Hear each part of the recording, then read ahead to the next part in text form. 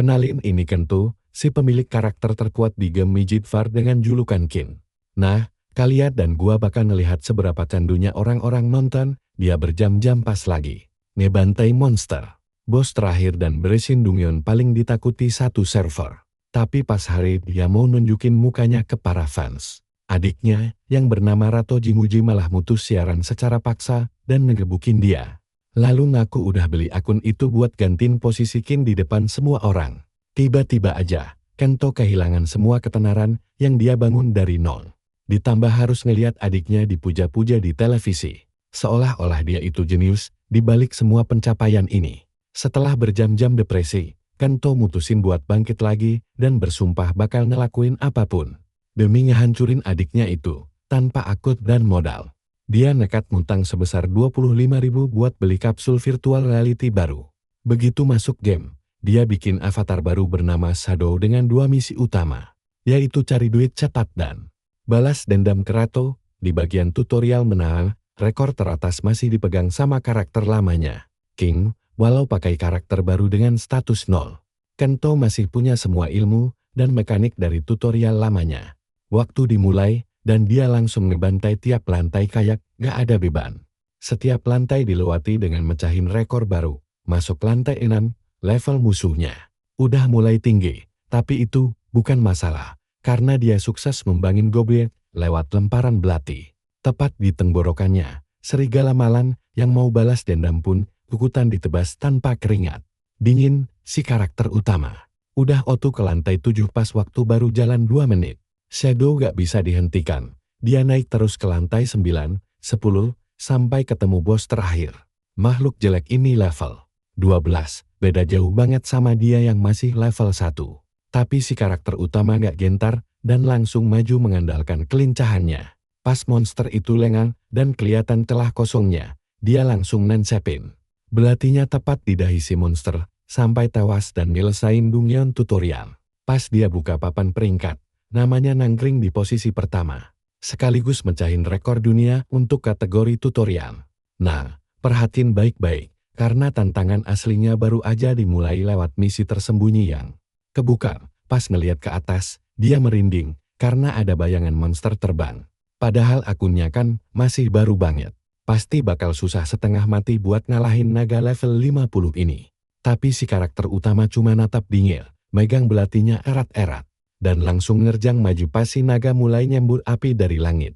Dia ngeliat tumpukan batu besar, lari kencang, lompat tinggi banget, dan langsung nyayat tubuh naga itu tanpa henti.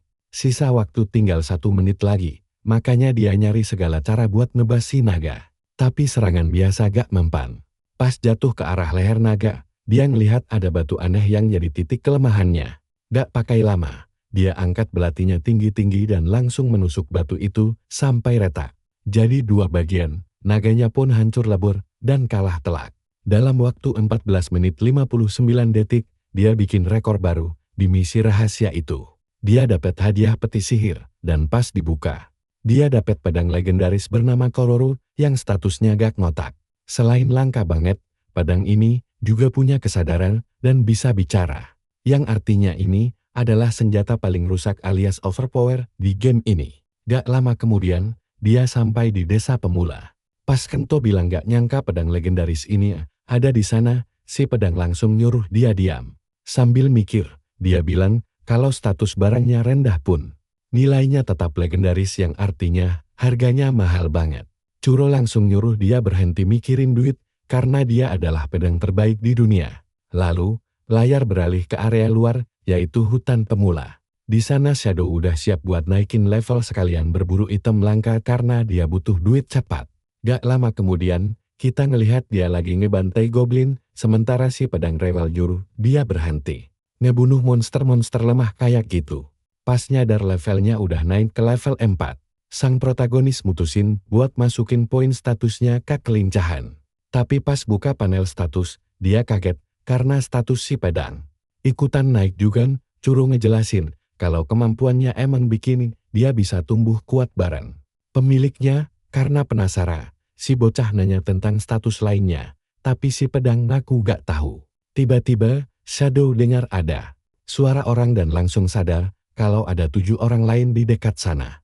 Kelihatan sekelompok pemain berterima kasih ke Sudi, yang tersenyum ramah sambil bilang tugasnya emang bantuin pemula. Tapi si protagonis heran, walau dia ngerasain ada 7 hawa keberadaan, di depannya cuma ada 4 orang. Berarti 3 sisanya lagi sembunyi. Si pedang iblis bilang kejadian kayak gini biasa terjadi pas ada pemain yang mau ngebantai pemula, karena dia paling gak suka sama pengecut yang hobi nindas orang lemah. Kalian pasti bisa tebak kalau dia bakal ikut campur. Si pedang langsung ngeledek kalau dia pahlawan kesiangan. Bukti kalau isi kepalanya masih terus dibaca pas. Ngelihat dia datang, Sudi nanya apa dia juga pemula di sini. Pas dia mengiyakan, pemain lain langsung girang. Tapi Shadow buru-buru memperingatkan kalau tempat ini gak aman buat pemula. Detik berikutnya, dia langsung nahan serangan musuh. Sampai bikin si penyerang sadar kalau bocah ini sama sekali gak butuh bantuan. Ngelihat pertarungan itu, pemain lain bingung harus ngapain. Tapi dengan berteriak, si bocah nyuruh mereka kabur. Tiba-tiba, makin banyak pemburu yang muncul.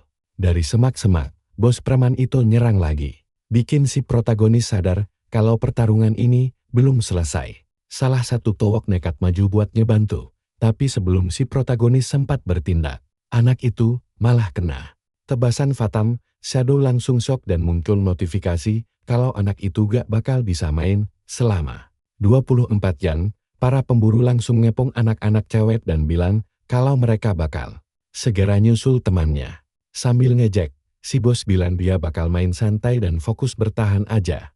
Sambil melihat tumpukan koin emas, salah satu pembunuh nyeletur kalau ini semua berkat bantuan King. Terus dia buru-buru minta maaf karena keceplosan. Tiba-tiba, Sudi nyadar ada yang berubah dari si cowok bertudung yang mendadak ngeluarin tekanan haus darah yang pekat. Kento langsung nyuruh orang itu buat ngulang kata-katanya dan menjelasin apa hubungannya sama King. Si pemburu ngaku gak tahu apa-apa, tapi belum sempat dia ngehindar. Kepalanya udah menggelinding duluan di tanah.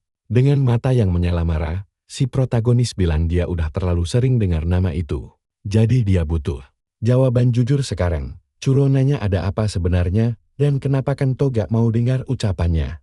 Nyadar kalau pemiliknya udah kesurupan amarah. Si pedang nyoba buat nenangin, karena dia pernah ngeliat kejadian serupa. Lalu sebuah pesan muncul yang ngasih tahu kalau arena duel penghapusan akun telah aktif dan target bakal lenyap. Selamanya, ngelihat kekuatan mengerikan si protagonis. Ketua tentara bayaran itu langsung ketakutan setengah mati. Pemain yang udah mati tadi tiba-tiba muncul lagi dan berusaha kabur dari cakar bayangan hitam. Tapi akhirnya ketangkep juga. Sambil nangis minta tolong, dia tersedot masuk ke dalam lubang hitam. Keringat dingin pun mulai bercucuran. Sudi masih gak paham sama situasi gila ini. Dia heran tangan raksasa apa itu, dan kenapa cuma jasad temannya aja yang gak langsung hilang. Shadow langsung nyuruh musuhnya berhenti gemetaran. Perburuan yang sesungguhnya baru aja dimulai. Sambil mikir panik, si tentara bayaran sadar kalau ini bukan game dunia virtual biasa yang dia tahu berdiri tepat di depannya. Si protagonis nanya siapa dalang di balik perintah buat bantai pemula ini sambil teriak. Si pembunuh ngaku kalau dia cuma patuh sama perintah dari King dan ini bukan kesalahannya. Dipenuhi rasa benci yang mendalam, Kento langsung nyerang bertubi-tubi dengan sangat kejam. Dia nanya lagi alasan mereka ngelakuin ini. Tapi Sudi cuma nangis ketakutan. Sambil ngasih tebasan terakhir, si protagonis bilang, kalau gitu dia mending mati aja sekarang. Setelah musuhnya lenyap, arena duel penghapusan akun pun langsung menaktif. Ngelihat si bocah yang kelihatan agak lemes dan pusing, salah satu cewek langsung nanya keadaannya sambil ngucapin terima kasih karena udah diselamatin. Kento cuma bilang itu bukan masalah besar. Tapi pemain bertopi gak setuju. Karena gaya bertarung cowok itu mirip banget sama si legendaris King. Shadow akhirnya mutusin buat menjauh sebentar dan duduk tenang. Curo yang khawatir nanya apa dia baik-baik saja. Tapi dia gak menjawab dan malah nanya soal sistem arena tadi. Merasakan aura mengerikan itu, si pedang langsung nyuruh pemiliknya buat nurunin niat membunuhnya sedikit. Karena data memorinya dikunci. Dia cuma tahu kalau arena itu adalah tempat para pemain mempertaruhkan akun berharga mereka sebagai jaminan. Tangan raksasa tadi disebut tangan Tuhan, yang bertugas buat nelan seluruh data akun pemain supaya mereka gak bisa reinkarnasi lagi. Karena data itu diibaratkan seperti jiwa mereka sendiri. Sambil ngerenun, si Kento ngerasa ngeri sendiri karena ada skill yang punya kekuatan se-overpower. Itu, dia sadar kalau tindakannya barusan hampir mirip sama apa yang dilakuin adiknya. Si pedang bilang luapan emosi bocah itu. Bikin error sistem keamanan, dan hal terakhir yang dia rasain sebelum diprogram ulang cuma rasa sakit luar biasa. Nah, kalian dan gua bakal nunggu kelanjutan balas dendamnya pas dia berdiri kembali nanti.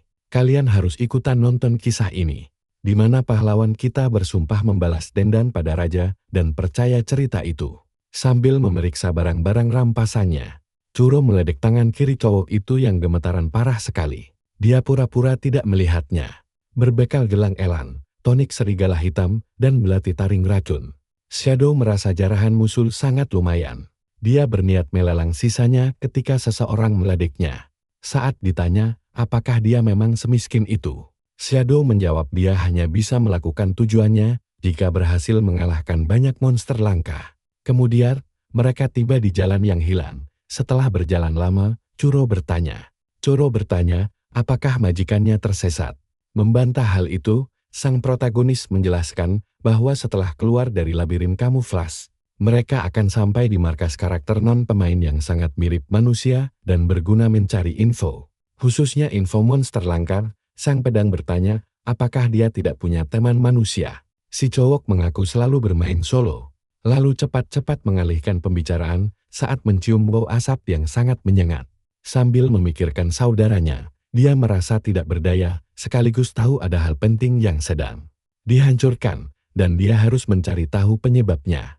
Berjalan melewati desa membara, dia berteriak memanggil orang. Dia terus berteriak memanggil siapa saja di sana sampai akhirnya mendengar tangisan gadis kecil bernama Ren yang meminta tolong.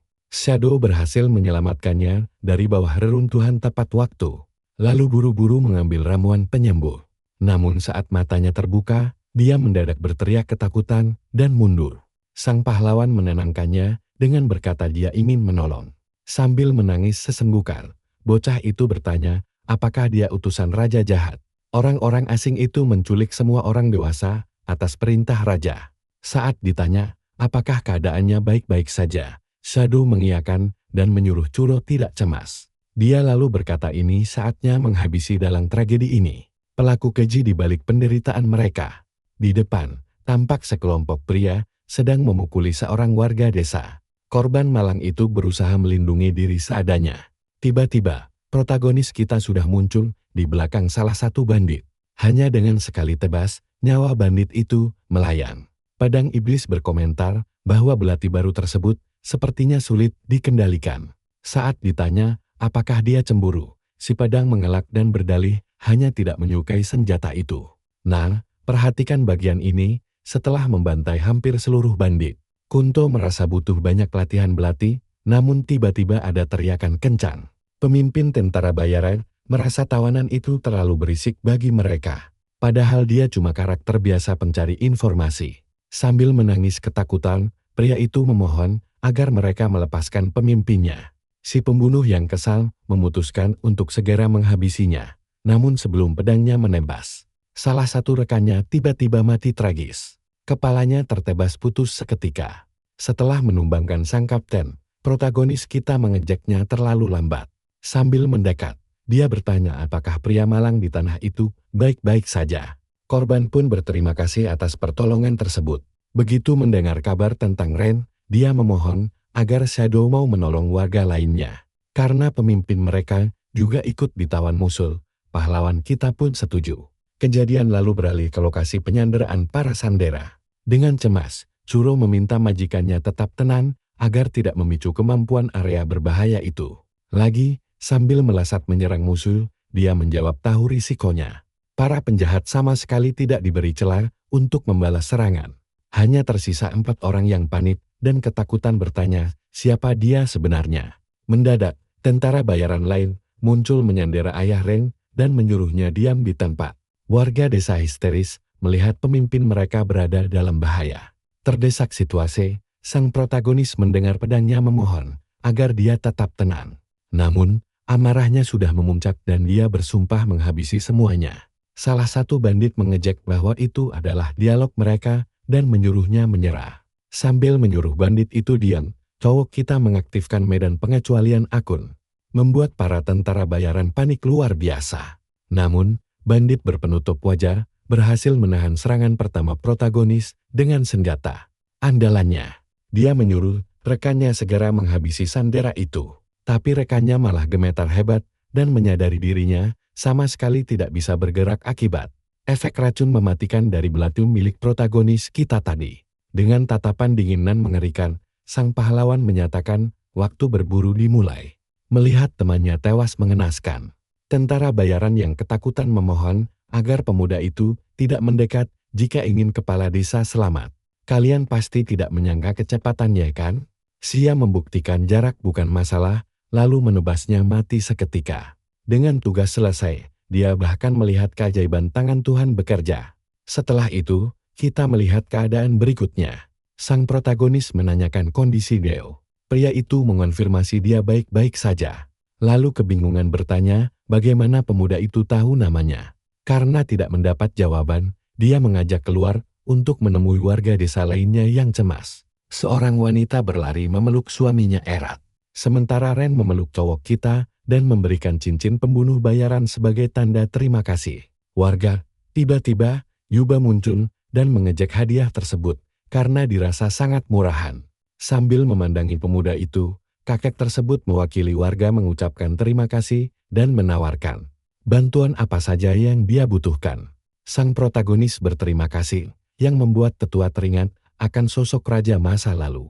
Tanpa basa-basi, sang tetua bertanya, apakah pemuda itu sedang mencari informasi rahasia, lalu menyerahkan selembar kertas berisi lokasi misterius. Shadow langsung melongo kaget dibuatnya saat membaca tulisan tersebut. Tetua menyuruhnya bersiap melakukan perjalanan jauh. Mereka bersalaman, dan sang protagonis pamit pergi sambil berterima kasih atas keramahan warga. Yuba berkata mereka akan mengantarnya sampai gerbang meskipun berat hati melepasnya. Ren memberikan bunga indah sebagai hadiah karena telah menyelamatkan mereka. Hal itu mendadak membangkitkan ingatan masa lalu Towok kita saat menjadi ksatria kerajaan. Sambil menatapnya pergi, Ginyo membisikkan rasa terima kasihnya. Namun Kinyo memutuskan bertanya, mengapa desa mereka diserang. Pria itu menjawab sepertinya para tentara bayaran mengincar info penting yang hanya diketahui. Tetua desa, sambil merenungkan hal itu, protagonis mulai curiga. Dia bertanya-tanya rencana licik apa yang sedang disusun Rito. Tiba-tiba, Churro berteriak memperingatkan bahaya besar. Berbalik arah, cowok kita langsung berhadapan dengan musuh tangguh yang siap menebasnya. Mengandalkan kelincahannya, dia bersiap. Dia menghindari rentetan serangan cepat, namun saat kehilangan keseimbangan, dia sadar situasinya gawat.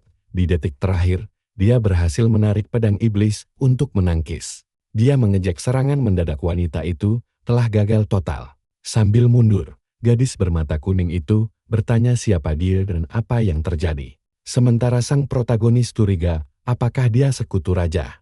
Bersiap mengayunkan senjata lagi, si gadis berteriak penuh amarah. Dia menuntut penjelasan, karena tidak banyak orang tahu tentang keberadaan desa terpencil ini. Benturan pedang mereka membuktikan bahwa kekuatan fisik mereka sangat seimbang. Pahlawan kita mulai cemas, karena level musuh berbeda jauh.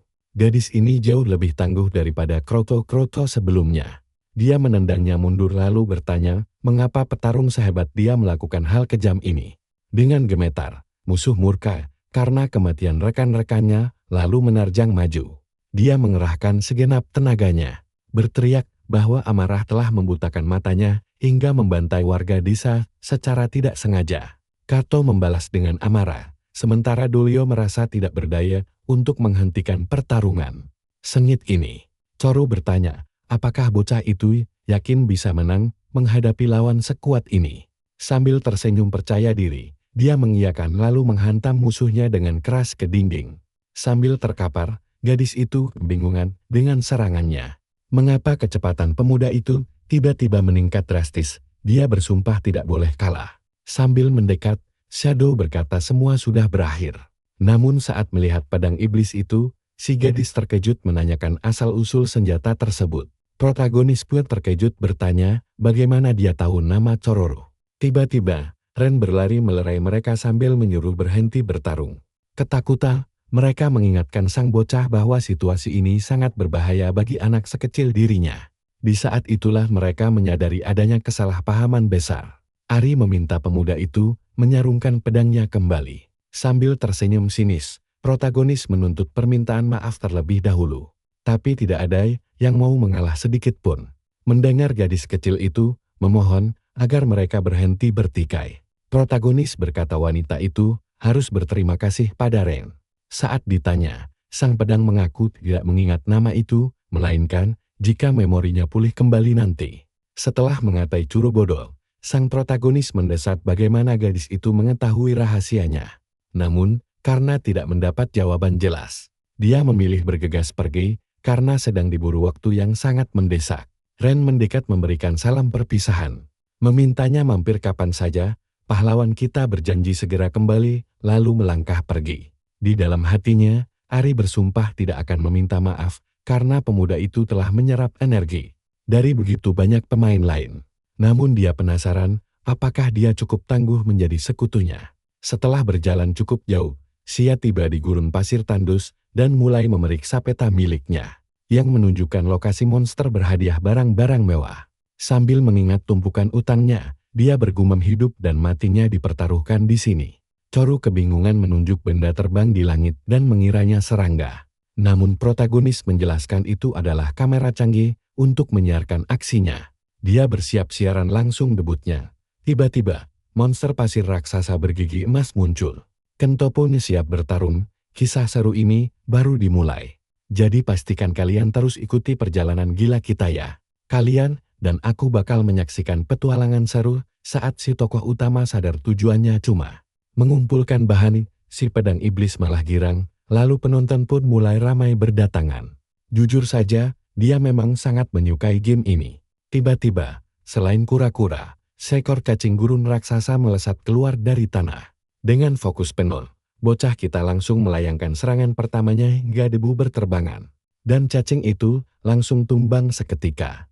Salah satu dari 6 penonton bertanya apa yang terjadi, sementara yang lain takjub. Shadow lalu bertanya apakah Toro bisa menyerap monster itu, tapi dia menolaknya. Karena medan eksklusi itu hanya untuk pertarungan antar pemain. Setelah berterima kasih atas donasinya, dia berjanji akan serius sekarang. Di dunia nyata, seorang anak mengaku sedang menunggu siaran langsung lain dimulai. Berikutnya adalah kawanan burung gurun, tapi jagoan kita menghindar solah, bisa melihat masa depan. Si pedang iblis bertanya, apakah ini terlalu mudah baginya, dan dia hanya menjawab dengan santai, bahwa keseruan yang sebenarnya baru saja dimulai. Dia berlari kencang, melompat tinggi, dan saat ditanya, apakah akan mulai mengumpulkan bahan, dia menolak, karena semakin dalam areanya, barang langka baru muncul. Koru berkata dia mau istirahat saja, kalau begitu. Berbalik arah, si jagoan menyebut masih ada satu urusan kecil lagi. Tanpa ragu, monster kaktus menembakkan duri tajam yang memaksanya langsung bertahan. Menggunakan pedangnya untuk menangkis. Si pedang berteriak kesakitan dan menegaskan dirinya bukanlah sebuah tameng. Shadow menjelaskan kaktus punya jebakan deteksi. Jadi dia harus terus menghindar sambil membutuhkan bantuan Koru. Untuk memanjat ke bagian atas, setelah banyak berteriak, dia akhirnya berhasil sampai di atas tempurung kura-kura. Merasa terhina, si pedang legendaris bertanya berani-beraninya dia memperlakukan pusaka hebat. Seperti itu. Secara sembarangan, tiba-tiba, monster lain muncul. Seekor griffin level 40 dengan kepakan sayap yang menghasilkan badai angin dahsyat. Mata jagoan kita langsung terbelalak kaget saat musuh mulai menyerangnya. Menggunakan cakar tajamnya, Kento sadar perbedaan level mereka lebih dari 2 kali lipat. Namun dia tetap menebas, karena yakin menang dalam kecepatan. Koru bertanya apa sudah selesai, tapi si bocah menjawab belum. Masih melayang di udara, griffin itu mengumpulkan bola api dan melemparkannya langsung ke arahnya. Dia menghindar sambil berpikir musuh pasti akan turun setelah kehabisan bola api. Dan itulah kesempatan terbaiknya untuk menyerang balik. Nah, kalian perhatikan bagian ini, karena semuanya berjalan sesuai rencana. Dan Xia mulai mencari titik saraf kelemahan lawan. Begitu menemukannya, dia langsung melempar belati andalannya ke dekat sayap burung itu. Efek racunnya membuat sayap tersebut lumpuh seketika. Membuka celah lebar, jagoan kita langsung mendaratkan serangan pamungkas hingga monster itu lenyap tanpa sisa. Donasi dan ucapan selamat pun mengalir deras. Bahkan kini ada 500 penonton yang menyaksikan siarannya. Sebelum pamit, Kento berterima kasih kepada semuanya dan berjanji akan segera melakukan siaran lagi. Melihat jumlah penontonnya unlock sangat cepat, dia heran. Ternyata King baru saja memulai siaran langsung, membuat dirinya sangat murka melihat situasi itu. Koru memintanya tenang dan bertanya apa rencana selanjutnya untuk Aula Barang. Ingat ada prioritas lain yang lebih penting. Jagoan kita pun berterima kasih pada pedangnya. Si pedang menyuruhnya bergegas, lalu bertanya siapa sebenarnya King itu dan kenapa dia selalu tegang setiap mendengar nama tersebut. Sementara di dunia nyata, Shadow menyerahkan semua uang hutangnya kepada Lintah Darat. Pria itu memastikan apakah uangnya bersih, dan setelah dikonfirmasi, bocah kita bertanya apakah boleh pergi. Rentenir itu mengizinkannya karena semua utang lunas. Sendirian di kamar, dia berjalan mendekati jendela. Sambil merenung, apakah bocah itu menunjukkan ekspresi yang sama saat pertama kali datang ke sana. Kembali ke rumah, si tokoh utama menandai halaman strategi komunitas. Ternyata semua barang yang dia kumpulkan terjual lebih mahal dari perkiraan, sehingga utangnya lunas. Bocah kita memutuskan untuk mengintip siaran langsung milik King dan menyadari ada begitu banyak penonton yang sangat mengagumi aksi orang tersebut. Malam pun tiba, menandai dimulainya misi baru lainnya. Dia mengaku tidak peduli pada orang-orang yang membencinya dan pergi, karena fokus utamanya adalah memberikan hiburan terbaik bagi para penggemar setianya. Dengan terkejut, si tokoh utama menyuruh King berhenti meskipun tahu itu sia-sia. Terdengar suara jeritan histeris dari handphonenya, dan dia bergumam, jika ini terus berlanjut, dunia game akan hancur. Secara total, Keno langsung masuk kembali ke dalam game, membuat Koru bertanya-tanya kemana dia akan pergi. Ternyata dia menuju Nongat karena setelah menghancurkan seluruh desa dan membantai ribuan orang, King mengumumkan lokasi itu sebagai target berikutnya. Sambil merenungkan segalanya, si tokoh utama merasa para pedagang diserang gara-gara dirinya dan menyesal telah melakukan siaran langsung sejak awal. Sama sekali, kita berdua pasti merinding saat dia tiba di kota dan mendengar jeritan para penduduk yang dibantai tanpa ampun. Matanya membelalak melihat kehancuran yang sangat mengerikan di depannya. Salah satu tentara bayaran bertanya siapa dia, tapi karena diabaikan, pria itu mengancam akan membunuhnya agar menyusul King. Mendengar itu kemarahan bocah kita kembali memuncak, dan hanya dengan satu tebasan tajam, dia membuat bandit itu kehilangan satu lengannya, lalu segera memanggil tangan Tuhan.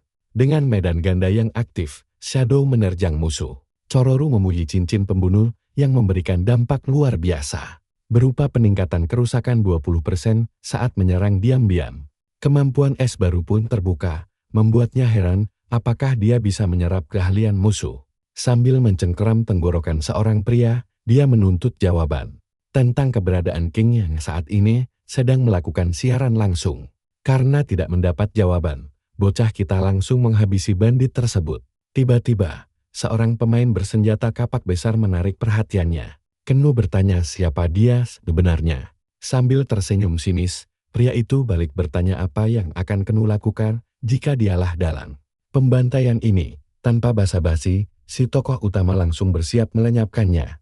Saat dia menyerang, musuh mengejeknya ketakutan, namun menantang Keno mengeluarkan seluruh kekuatannya jika ingin menang. Setelah menahan benturan senjata tersebut, Keno menyadari bahwa lawannya jauh lebih kuat dari dugaannya.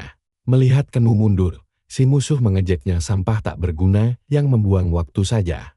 Saat ditanya keadaannya, bocah kita meminta Kuro tidak perlu cemas. Sementara pria berkapak itu kembali bersiap menyerang, karena tahu pertarungan belum berakhir. Sambil menghindar, si tokoh utama berpikir harus memanfaatkan kecepatannya. Namun tentara bayaran itu menyadari bahaya tersebut dan langsung melancarkan serangan balasan. Dengan terkejut, Shadow bertanya, apakah dia menggunakan akselerasi instan? Mengiyakan hal itu, si pria menegaskan Shadow tetap takkan menang. Si pedang iblis kembali bertanya, apakah pemiliknya baik-baik saja? sambil memperingatkan ada bantuan musuh yang mendekat dari belakang. Menarik napas dalam, bocah kita berkata ini baru permulaan. Lawan mengejek, apakah dia menjadi gila karena takut mati menghadapi situasi ini. Apalagi dengan hujan deras yang turun, seolah langit pun tidak berpihak padanya. Membantah hal itu, si tokoh utama tersenyum dan berkata justru sebaliknya. Lalu segera mengaktifkan kemampuan es barunya. Kaki si pembunuh langsung membeku di tanah akibat kuncian es tersebut. Merasa diremehkan, pria berkapak itu kesal dan muncul tiba-tiba di belakang sang bocah. Namun Shadow dengan santai menyuruhnya tenang dan menikmati pertarungan ini sedikit lebih lama. Dia kemudian menghabisi musuh-musuh lain yang langsung terserap oleh kemampuan medan ganda. Pemimpin gangster itu kebingungan memikirkan bagaimana semua keajaiban ini bisa terjadi dan mengapa jasad mereka tidak lenyap. Tiba-tiba saja, Koru berteriak kencang hingga mengubah sekeliling menjadi merah darah. Sekuat tenaga, si tokoh utama berusaha mempertahankan genggaman pedangnya yang tampaknya akan naik level. Pria berkapak itu mencoba menyerang kembali untuk menghentikannya. Namun dia justru terpental jauh terkena hantaman telak. Bocah kita berkata berkat bantuan lawan, dirinya kini telah menjadi jauh lebih kuat. Dia menarik pedangnya, lalu melepaskan kekuatan tangan Tuhan. Sang senjata berbisik bahwa semuanya telah usai. Namun Kento merasa sangat sedih karena gagal menyelamatkan warga. Toru memintanya melihat ke belakang. Tapi dia hanya melihat puing-puing kota yang hancur lebur. Tiba-tiba, seorang penduduk mendekat dan berterima kasih karena telah diselamatkan dari tempat persembunyian. Tak lama kemudian, banyak orang lain bermunculan. Kita pasti ikut lega melihat sang protagonis berhasil tepat waktu. Namun tiba-tiba seseorang muncul, memuji aksinya yang luar biasa. Mendengar suara itu, mata bocah kita langsung membelalak lebar, karena di sana berdirilah King, yang berkata, akhirnya bisa menemui sosok yang sedang ramai diperbincangkan. Keduanya pun saling menatap tajam sebelum pertempuran dimulai. Hingga sang ksatria berhasil mengejutkan sang protagonis dengan sebuah panggilan mendadak. Sini merapat, kalian gak bakal mau kelewatan momen epik si Shadow yang super kocak ini. Saat musuh memanggil nama aslinya, si cowok kita langsung gagap dan bingung. Sementara Rato malah langsung melancarkan tebasan. Bocah kita terpental jauh. Meski masih bisa berdiri, dia sadar kalau efek kejut serangannya saja sudah bikin sekarat. Jelas dia kalah level, yang artinya dia bakal segera didepak oleh karakter buatannya sendiri. Si pedang iblis mengejek, nanya apa dia menyerah begitu saja. Di saat kritis ini, ingatan tentang semua hal yang direbut Jinguji di dunia nyata langsung berputar, membuatnya bertekad untuk tidak kalah. Di dunia Hilodor ini, dia gak boleh mundur. Sambil berteriak, kalau namanya adalah Shadow. Dia menerobos maju dan menolak jadi mainan Raito lagi. Sayangnya, Kang langsung mengaktifkan perisai pelindungnya. Sambil mengejek si bocah payah untuk menyerah saja, Kang merasa di atas angin. Melihat poin kesehatannya kritis, Shadow langsung mengaktifkan skill akselerasi instan. Tapi sayangnya langsung dihadang oleh formasi suci kekaisaran. Formasi itu menetralkan semua jenis serangan. Curo panik dan nanya apa ada rencana cadangan. Untungnya ada. Skill pertahanan musuh itu cuma aktif selama poin mana miliknya masih penuh. Tapi ada satu rahasia besar. Yang tidak diketahui musuh adalah trik rahasia untuk menembus formasi suci gila itu. Sambil mengeksekusi rencananya, sang karakter utama terus menyerang tanpa henti demi bisa menciptakan celah kecil. Kesal setengah mati, Jinguji menyuruhnya cepat mati.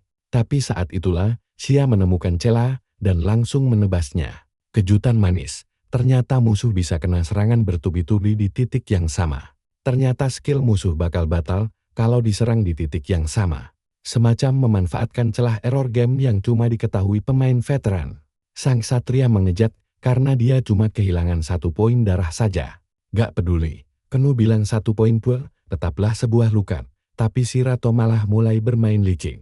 Lewat layar raksasa, dia memperlihatkan orang-orang yang dilindungi Shadow kini terkurung di dalam jeruji besi. Para tawanan protes atas ketidakadilan ini, tapi penjaga malah memukul mereka. Melihat Shadow mulai panik dan gagap, King tertawa puas sambil bertanya apa dia sadar posisinya sekarang yang sudah tersudut. Habis-habisan. Ternyata, tawanan itu gak cuma ada di sana saja. Kalau Shadow bergerak sedikit saja, semua desa bakal diratakan. Sambil mengangkat pedangnya, sang ksatria sombong berteriak kalau yang kuat selalu berkuasa. Melawannya adalah hal sia-sia, baik di game maupun di dunia nyata. Melanjutkan pamer kekuatannya, Leto mengaktifkan skill tarian pedang kekaisaran yang langsung menyemburkan kobaran api dahsyat.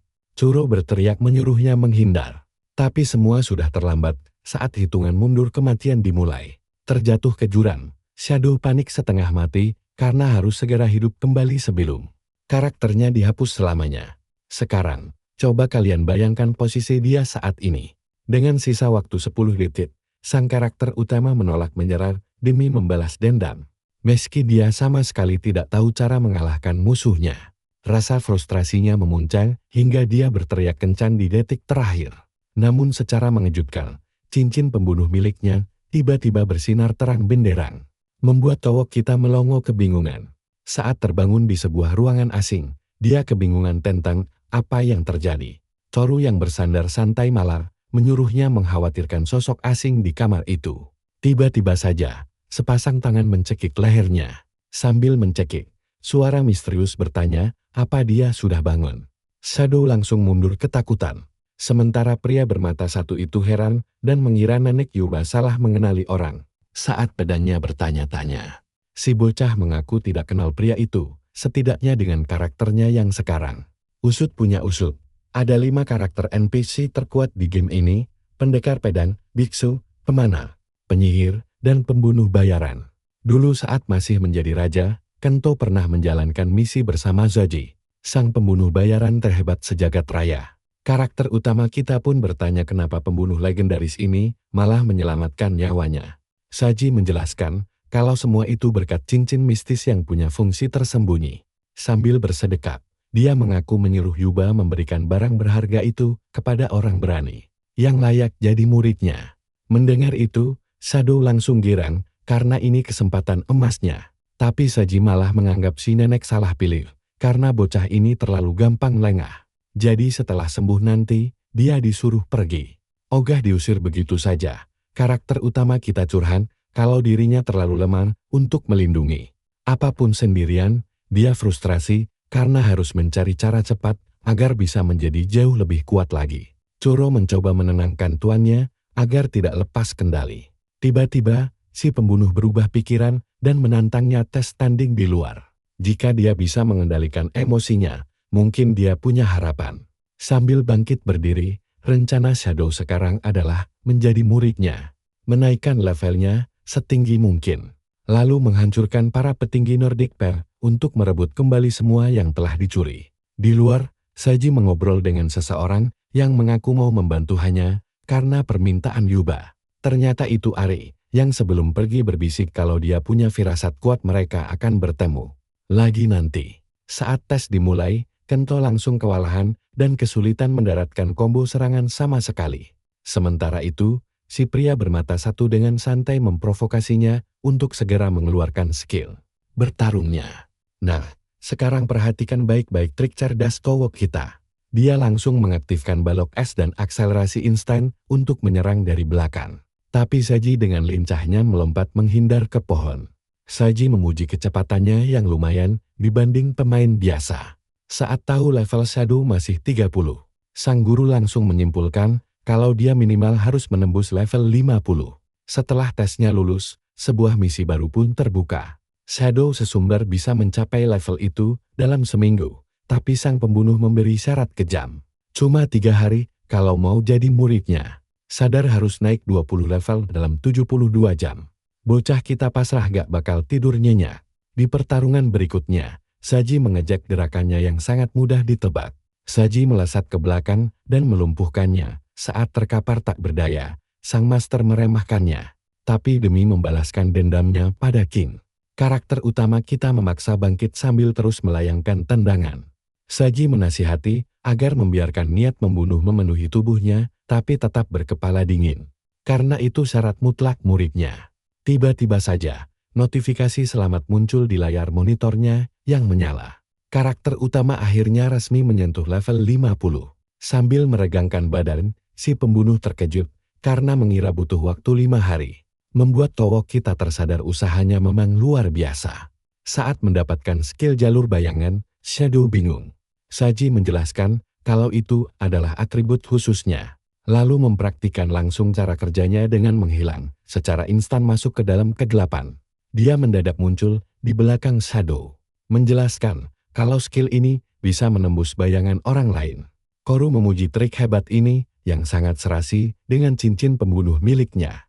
Mendekat, sang master meminta bantuan karena mendengar rumor monster misterius dan hilangnya para pendekar serta penyihir secara aneh. Di tengah situasi genting ini, kerjasama tim akan sangat membantu. Cowok kita langsung setuju demi imbalan menggiurkan dari misi tersebut. Adegan berpindah ke laboratorium rahasia, di mana seseorang menggerutu karena salah satu subjek uji cobanya dianggap gagal total. Dua monster aneh terkurung di dalam tabung eksperimen. Sambil menekan tombol kontrol, pria bermata merah menyala itu tersenyum puas melihat reaksi monster hasil modifikasinya untuk menghabisi target level 50. Dia bertekad menyelesaikannya demi kelancaran penelitian gila tersebut. Beberapa saat kemudian di rawa-rawa, Kento sadar kalau ucapan Saji soal bahaya monster raksasa di sana bukanlah sekadar gertakan belaka. Melihat banyaknya komentar mengalir deras di layar, Saji terkejut karena baru tahu kalau Sia ternyata seorang kreator konten siaran langsung. Shadow meminta maaf atas kegaduhan para penonton setianya itu.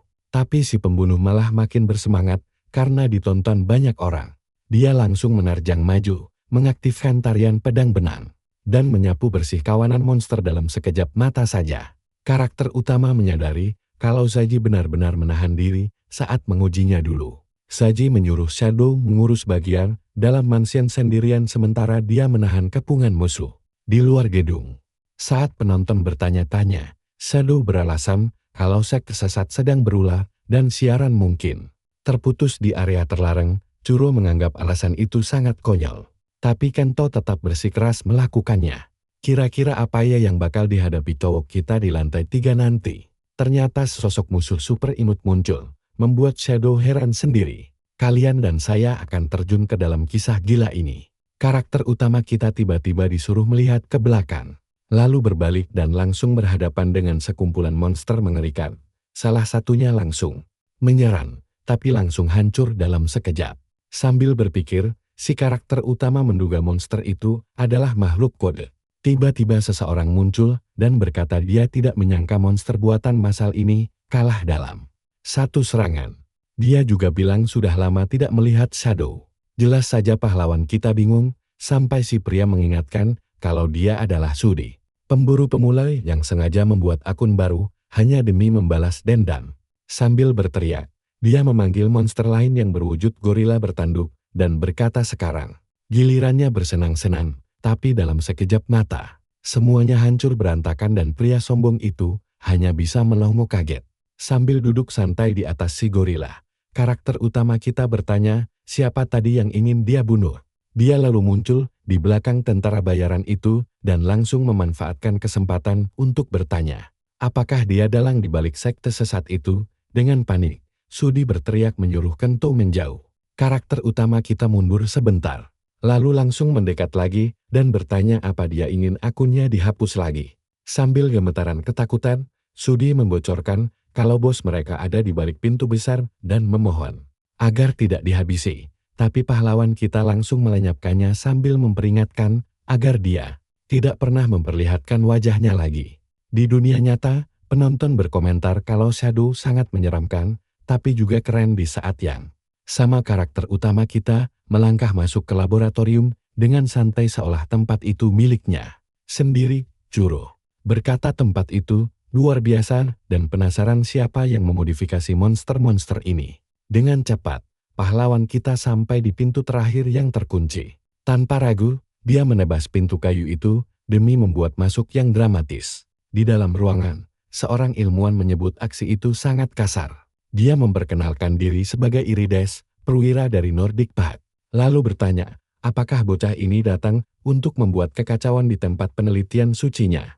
Nah, perhatikan bagian ini, karena situasi akan jadi gila. Ilmuwan gila itu tersenyum menyeramkan, karena Shadow datang tepat waktu saat ciptaan barunya selesai. Karena penasaran, karakter utama kita mulai mendeteksi bauran.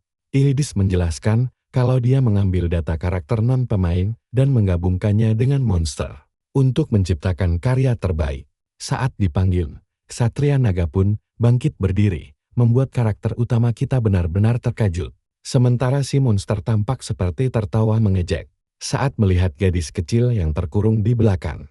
Ketakutan terburuknya terbukti dan dia bersiap mengakhiri mimpi buruk ini. Di tengah pertempuran sengit, Churro bertanya kenapa pahlawan kita tidak membalas serangan. Dia menjawab, karena ada jiwa karakter non-pemain yang menyatu di dalam monster itu. Ksatria Naga lalu menyemburkan api biru sambil menyerap energi kehidupan mereka. Karakter utama kita menghindari serangan mematikan lainnya sambil mencari cara menyelamatkan orang-orang itu dan menduga kunci jawabannya ada pada gelang bercahaya di pergelangan tangan musuh. Sambil tertawa jahat, Irides yakin kalau bocah itu tidak akan mungkin menang. Setelah menahan tebasan pedang musuh, Shadow memutuskan menguji teorinya. Dia melompat ke udara dan langsung muncul sangat dekat dengan sang naga, dan berkata akan menunjukkan cara bertarung dengan dua pedang yang sebenarnya. Muncul di punggung naga, pahlawan kita menebas gelang itu hingga menciptakan ledakan cahaya.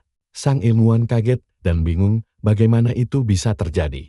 Dia segera memerintahkan naga ciptaannya untuk fokus membunuh target utama. Naga itu menyemburkan api dahsyat ke arah pahlawan kita yang hanya berdiri tenang melihat kehancuran di sekitarnya. Tepat setelah itu, dia menggunakan kemampuan jalur bayangan untuk muncul tepat di bawah sang ksatria. Untuk menghancurkan sisa gelangnya, dia menyerang sekali lagi hingga monster itu berteriak kesakitan lalu tumbang ke tanah tanpa daya. Dengan cemas, Shadow memikirkan nasib para karakter non-pemain itu dan menyadari lingkaran data. Mereka mulai berubah menjadi partikel cahaya yang melayang indah. Karakter utama kita hanya bisa berdoa agar mereka selamat. Tiba-tiba, cahaya itu bersinar terang dan para sandera jatuh ke lantai. Ren membuka matanya, lalu melihat Kento berlari ke arahnya. Dia sangat bahagia saat dipeluk erat, dan Kento bersyukur dia baik-baik saja. Saya tahu apa yang kalian pikirkan sekarang, ini belum selesai. Ilmuwan itu bingung bagaimana data karakter non-pemain bisa pulih dan menyesali kegagalannya. Mendapatkan kelas unik yang dia incar selama ini. Dia bersumpah tidak akan memaafkan Sia atas kekalahan ini. Dengan menekan satu tombol, monster-monster di dalam tabung eksperimen terlepas dan bersiap membalaskan dendam penciptanya. Karakter utama kita langsung melindungi orang-orang tidak bersalah itu. Lalu berteriak menyuruh mereka semua segera pergi dari sana. Si ilmuwan tertawa licik, merasa akan sangat menghibur melihat pahlawan kita bertarung sambil melindungi karakter non-pemain. Tiba-tiba seekor tikus iblis menyerang dan menggigit pedangnya. Karakter utama kita menyadari kalau monster-monster ini sebenarnya tidak terlalu kuat, tapi situasinya jadi sangat menyulitkan karena dia harus melindungi banyak orang. Tiba-tiba Ren tertangkap oleh monster lain. Gadis itu berteriak ketakutan, memaksa pahlawan kita untuk bergerak cepat. Dalam waktu singkat, para monster mengepung mereka. Sementara Irides berteriak menyuruh pasukannya menghabisi mereka semua. Sekarang juga, tiba-tiba, seseorang muncul dan menawarkan bantuan kepada Shadow. Ternyata itu adalah Gen, yang langsung membantai semua musuh dengan sangat mudah. Sang ilmuwan panik dan heran kenapa salah satu dari 5 karakter non-pemain hebat ada di sini. Pahlawan kita meminta gurunya untuk membawa Ren dan yang lainnya keluar sementara dia menyelesaikan urusan dengan si ilmuwan gila. Rekannya setuju dan berjanji akan menunggunya di luar nanti, mengaktifkan keahlian area ganda miliknya. Kento bertanya pada Irides, apakah dia sudah siap menyesali semua perbuatannya. Sambil berlutut, pria itu memohon ampun. Tapi pahlawan kita menegaskan kalau ini adalah waktu eksekusi. Tiba-tiba, orang lain muncul dan berkata itu akan menjadi masalah karena dia tidak akan membiarkan ilmuwan itu mati begitu saja. Sambil tersenyum, Kento tanpa ragu langsung melancarkan serangan kejutan. Serangan itu memaksa lawan menggunakan seluruh kecepatannya untuk menahan pedang di depan tubuh. Setelah berhasil menangkisnya, pria berambut putih itu tersenyum gembira. Dan pahlawan kita justru berterima kasih atas pujian tersebut. Sambil menganalisis kekuatan lawannya yang luar biasa, si musuh menyadari kalau Shadow menggunakan teknik bertarung yang sangat berbahaya. Dan dari reaksi wajah pahlawan kita, dia tahu dugaannya sangat tepat. memperkenalkan diri sebagai salah satu dari 4 perwira Nordic Path. Ken berkata dia sangat senang bisa bermain dengannya. Dia langsung menyerang menggunakan keahlian khusus bernama serangan lupus. Meskipun berhasil menahan dampaknya, karakter utama kita sadar bahwa setiap serangan berikutnya menjadi jauh lebih kuat dan mematikan. Musuh mengejeknya, membuat pahlawan kita panik dan berusaha mundur perlahan. Namun kakinya malah tertahan oleh sekumpulan monster kadal. Dengan satu tebasan kuat, dia berhasil menghancurkan mereka, tapi monster lain terus bermunculan.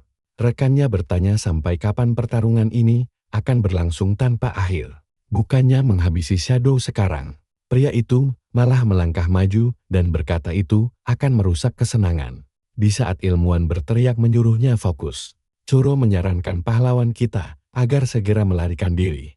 Namun pahlawan kita menolak karena ini kesempatan emas untuk mengalahkan keduanya sekaligus. Merasa kesal karena pembicaraan mereka terganggu, Ken menegaskan kalau takdir sudah ditentukan dan dia akan bertarung serius. Pedang iblis memperingatkan pemiliknya untuk segera pergi dari sana. Karena area duel absolut telah terbuka. Tidak ada satupun orang yang bisa lolos dari aturan tersebut, bahkan dirinya sendiri. Artinya jika karakter utama kita kalah, jiwanya akan lenyap ditelan kegelapan.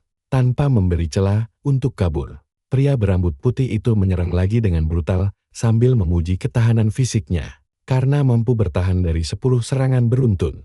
Di saat genting, sebuah tebasan pembelah langit memaksakan mundur seketika. Ari tiba-tiba muncul menghalangi serangan mematikan tersebut.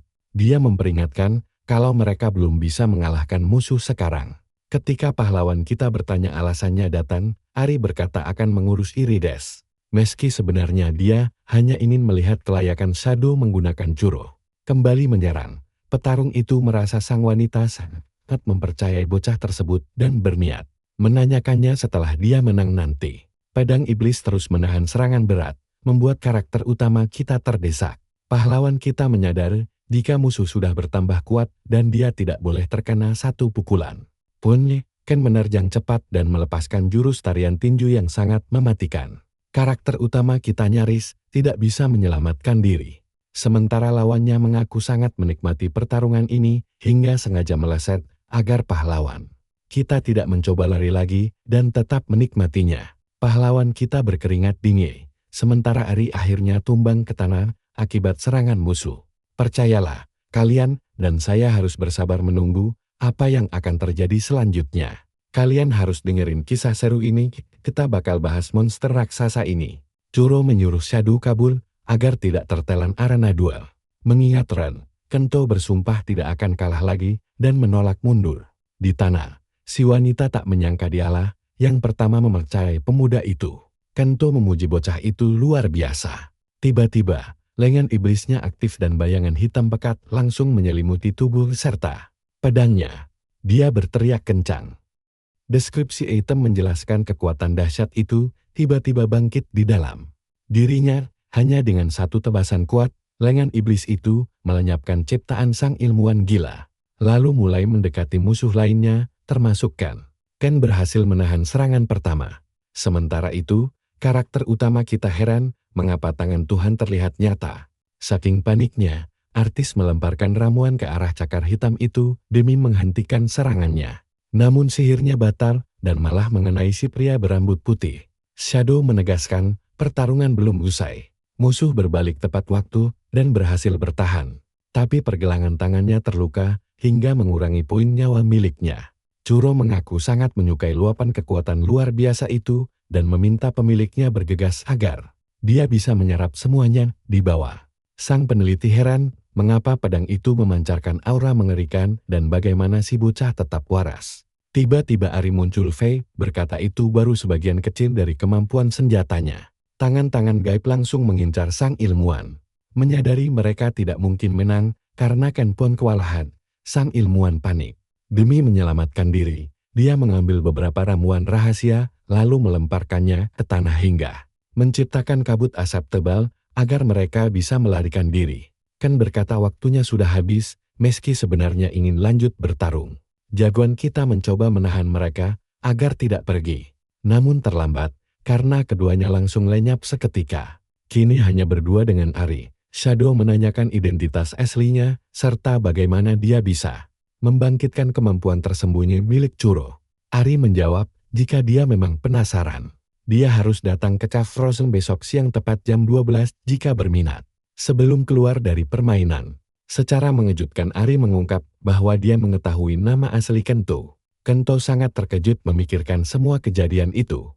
Karakter utama kita bertanya-tanya aturan apa lagi yang disembunyikan Churro darinya. Akhirnya dia memutuskan tidak punya pilihan lain selain mendatangi pertemuan penting tersebut. Di luar, Saji berkata tugasnya selesai dan semua karakter pendukung sudah aman.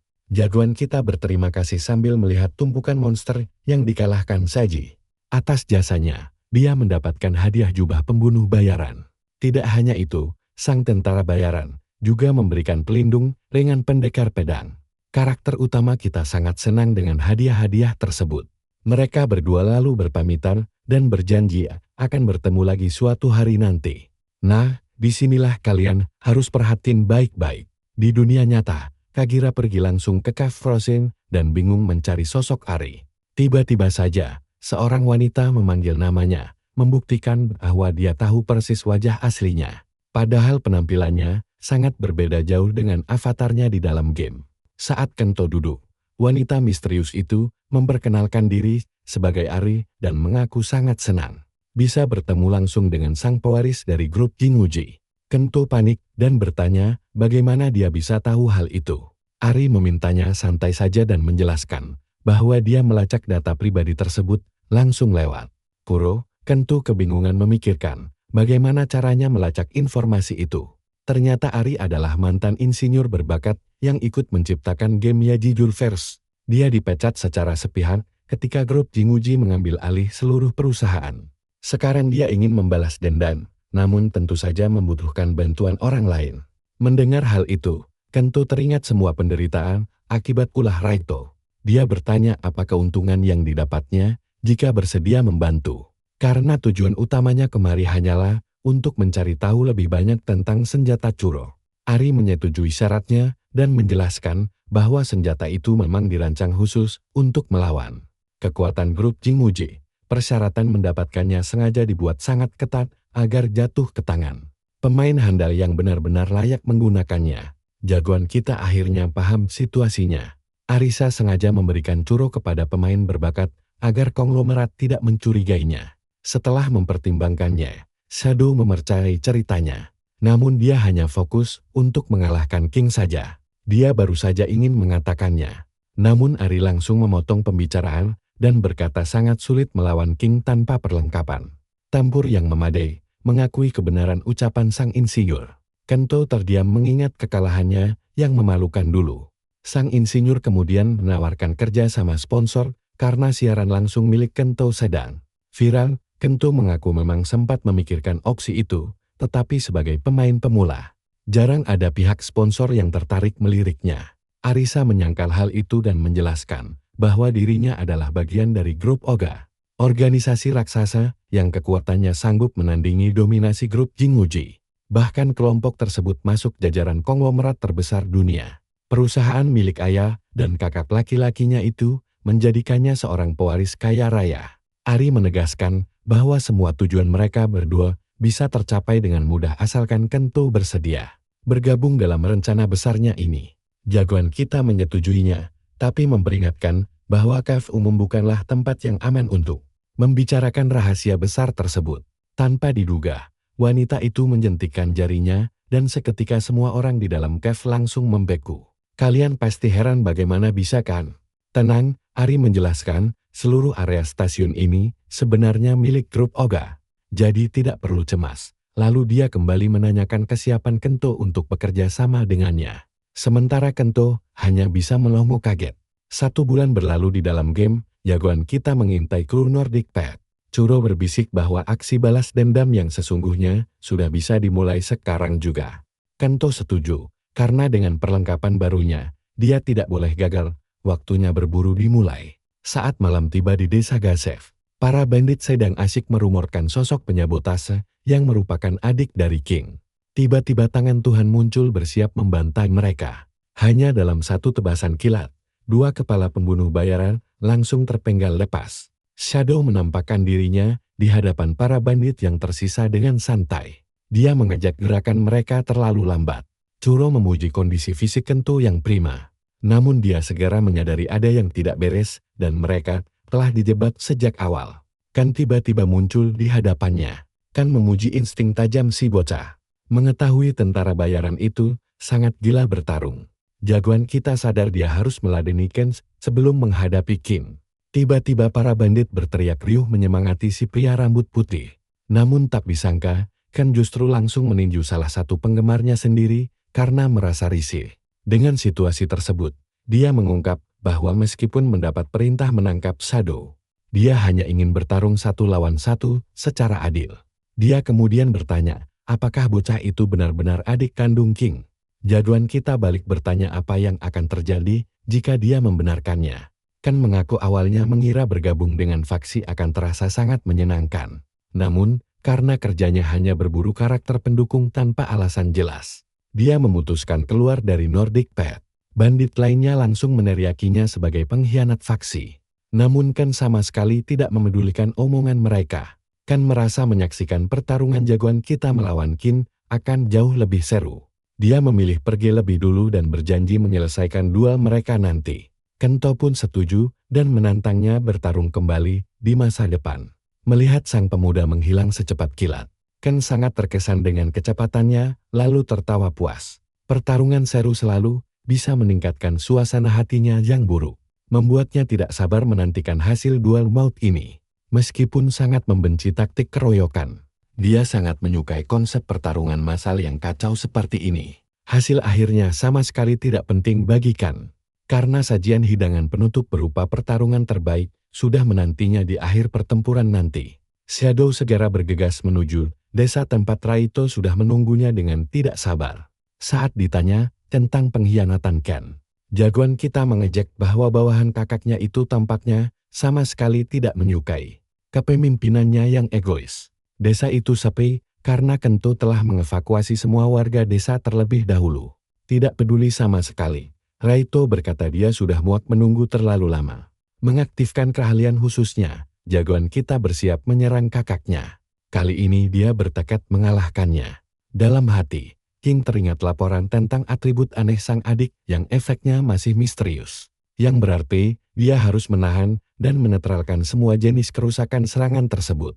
King langsung mengaktifkan kemampuan benteng kekaisaran miliknya. Ketakutan, Churro menyuruh Shadow menunggu.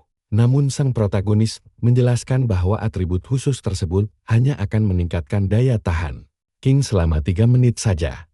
Sambil merangsak maju, sang ksatria sesumbar adiknya tidak akan bisa menggoresnya. Namun saat membaca situasi, Raito heran mengapa poin nyawa adiknya tetap penuh dan mengapa serangannya justru tidak berdampak apa-apa. Kento tersenyum dan berkata bahwa serangan hanya akan berdampak jika berhasil mengenai lawan dengan telak. Terkejut dari belakang, King mencoba membelah tangan demi menyegel gerakan lincah sang adik menggunakan teknik pamungkasnya. Namun Shadow menegaskan dialah yang akan memberikan luka pertama pada tubuh King. Sambil berteriak murka, King mengerahkan seluruh kekuatan tempurnya untuk menjatuhkan sang adik dan membuktikan bahwa dia tetaplah seorang pecundang. Churro khawatir Kento memprovokasi musuh terlalu berlebihan. Dan itulah rencana gilanya. Kalian pasti penasaran kan apa yang bakal terjadi selanjutnya? Tetap ikuti kelanjutan kisah seru ini. Yuk, mari kita lihat pertarungan epik ini saat King mengaktifkan formasi kekaisarannya. Sambil menyerang, dia ngeledek si MC. Tapi pedang pusakanya menyuruhnya menghindar tepat sebelum ledakan dahsyat itu menyapu segalanya. Bahkan saking besarnya, ledakannya kelihatan dari jauh. Begitu debu hilang, sang ksatria tertawa sombong, merasa sudah menang. Tapi tiba-tiba, Towo kita muncul di belakangnya sambil menghunuskan belati beracun. Dia ngeledek kalau Irides lupa ngasih tahu soal kemampuan langkah bayangannya. Si raja panik, langsung mundur sambil nanya kenapa nyawanya terus berkurang. MC kita cuma senyum dan bilang itu karena racun belatinya. Belati itu ternyata dilapisi racun hidra yang mematikan. Ditambah lagi, begitu jurus gempa buminya aktif, kelincahan siapapun yang terjebak bakal anjlok 50%. Ditambah lagi, efek manipulasi darahnya bikin musuh kehilangan 20% kemampuannya setiap kali terkena serangan. Raw mencoba membalas, tapi tubuhnya mendadak lumpuh total meskipun formasi pelindungnya masih aktif. Karakter kita pun menjelaskan. Nah, perhatikan ini baik-baik.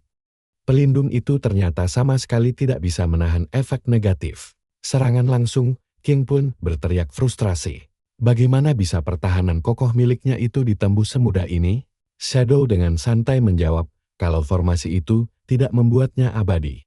Pemain hebat adalah mereka yang bisa mencari celah kelemahan musuh. Dan karena saudaranya itu masih amatir, dia dengan senang hati mengucapkan selamat datang di game ini. Tiba-tiba, tangan Tuhan raksasa muncul di belakang Raw. Sementara protagonis kita langsung bersiap menyerang dari atas langit dengan cepat. King berteriak kalau ini belum berakhir karena dia merasa tak terkalahkan selama formasinya aktif. Tapi, MC mengingatkan satu hal penting, mana milik King sudah habis. Sebelum akhirnya Kento mengucapkan selamat tinggal.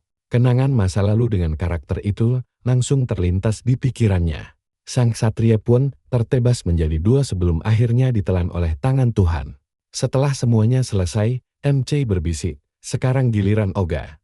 Di dunia nyata, Ratu heran kenapa bisa kalah dari orang selemah itu. Tapi tunggu dulu, disinilah semuanya mulai hancur. Saat dia mau minum, ayahnya menelepon dan memarahinya habis-habisan. Ayahnya menyuruhnya menyalakan televisi, di mana semua skandal kecurangan mereka sedang dikuliti habis dalam berita. Sang ayah murka, bertanya apa dia berniat menghancurkan grup Chimuji hanya karena sifat keras kepalanya itu. Ternyata dalang dibalik bocornya rahasia ini adalah Arisa. Dia bekerja sama dengan para teknisi yang dipecat sepihak untuk merekam video bukti. Hingga akhirnya semua orang tahu kalau Reto adalah dalangnya. Kejadian ini menjadi awal runtuhnya dinasti Jinguji. Saat berbicara dengannya, protagonis kita menanyakan nasib saudaranya dan organisasi tersebut. Arisa menjelaskan kalau grup itu tidak akan bisa ikut campur lagi. Mereka benar-benar kehilangan semua sumber pendapatan dan diblokir dari game. Sayangnya, sang dalang utama sepertinya mendapat perlindungan ketat. Membuat Arisa kesulitan mencari informasi lebih lanjut dan kita langsung bergumam. Kalau ayahnya memang tidak pernah peduli padanya dan hanya menyayangi Ratu. Mereka kemudian membahas kembalinya Arisa ke perusahaan game dengan promosi jabatan baru bersama rekan-rekannya. Sambil tersenyum, Kento berkata, dia sangat menantikan pembaruan game tersebut. Tiba-tiba alarm berbunyi, menandakan waktunya telah tiba. Mereka saling memperingatkan untuk berhati-hati. Lalu Shadow kembali masuk ke dunia game tempat Ken sudah menunggunya. Sambil bersiap, dia bertekad menepati janjinya di hadapan para penonton yang menyaksikannya. Termasuk Irides. Dengan kesal, pria itu berteriak kalau dia datang hanya karena terpaksa. Tapi Ken menyuruhnya untuk menikmati tontonan seru selagi dia mengaktifkan jurus duel besarnya. Karakter kita dan Churro tersenyum lebar lalu langsung menerjang maju ke medan perang. Dan percayalah, kalian tidak akan mau melewatkan bagaimana mereka berjuang memenangkan pertandingan ini.